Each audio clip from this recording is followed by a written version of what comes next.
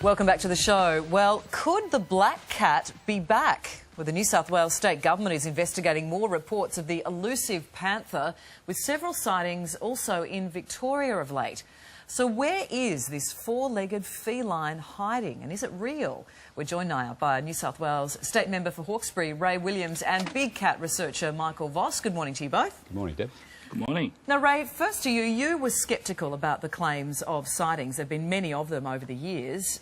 But yeah. you claim you've seen it yourself. Absolutely. A couple of years ago, my wife and I were attending a rural fire service function up in the remote areas of Colo, and we left there around about midnight, turned around a corner and saw this large black animal with a very, very long distinctive tail disappearing through a fence. And I said to my wife, "Oh my gosh," and she said, "Don't mention it." I said, "OK, I won't mention it, but what the hell was it?"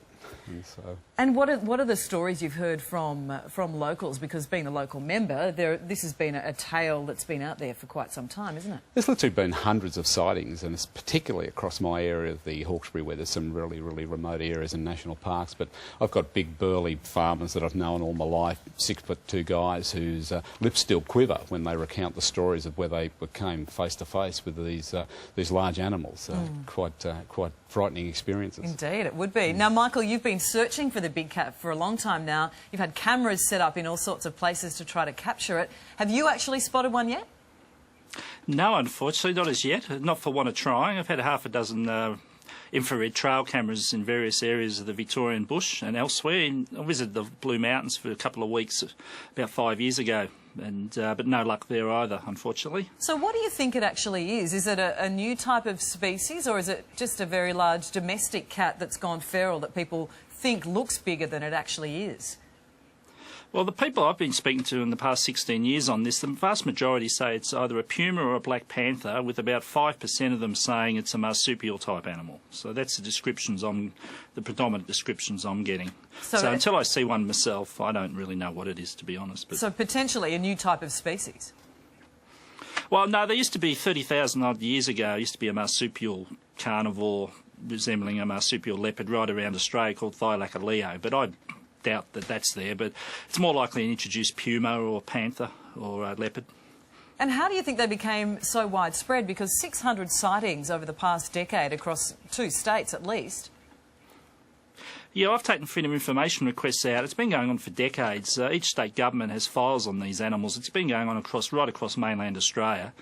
And, yeah, hundreds of alleged sightings, and the mammal surveys haven't been done by these state government monopoly providers of conservation. So it's perfectly possible scientifically they're out there, yeah. And Ray, you said that it was quite a frightening experience when you saw it, but do you think that they are potentially dangerous to the public?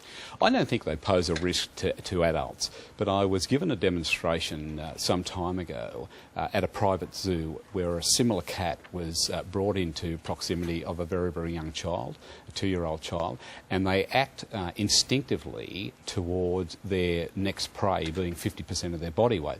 So I've always been concerned, if people are venturing into our national parks, you know, that we ask parents to be vigilant, to watch out for their kids, just as they would do if they were at the beach with young toddlers, that they don't venture off into our national parks. And I don't think really we need to do anything more than that, than just to make the community aware that these animals instinctively prey on things 50% their body weight. That could be a young child. Just look after your kids if you're in those areas. And they do a lot of damage to livestock though, don't they? They do. Well, look, their natural prey seems to be sheep, chickens in particular, small goats.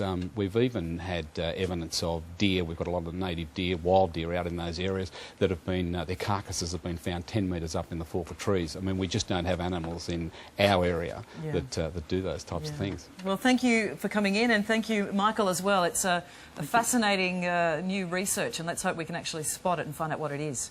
Pleasure. Thanks to you both. Thanks, Deb. Thank you.